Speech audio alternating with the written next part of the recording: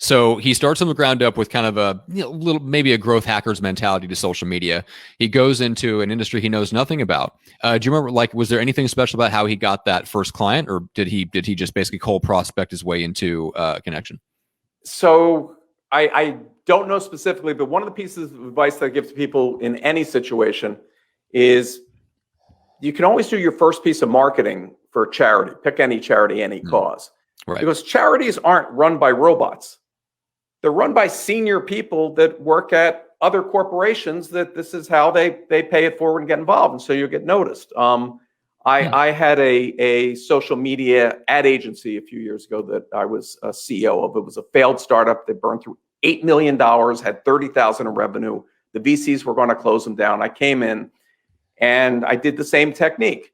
So I took the famous video that was on one of the top 5 videos on YouTube of Sneezing Panda. Do you remember that? The little baby panda sneezes and the big mommy jumps. Yeah. And I just hijacked that. And basically, when you search for that, we'd come up first in the search results. It'd be that same video. Watching a panda sneeze is fun. Saving them from extinction is even better. And then I clicked through to World Wildlife Fund.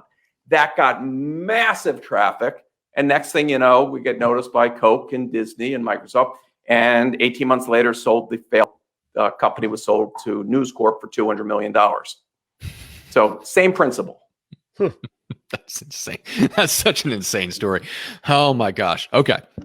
So there's that. First of all, that's a great strategy because that's super, super ninja. I don't think people realize that nonprofits, the people that sit on the boards of nonprofits are the people that are high-level executives in other spaces. So it's a great way to get your foot in the door. I love that. Not just the boards, the volunteers, the people that are working. Really? I mean, yeah, these are people that have crazy spare time. People that are struggling and are working to death 3 jobs are not, sitting on committees planning what color a T-shirt should be for the 10K run. That's a great point. That is a good point. It's actually a really good point.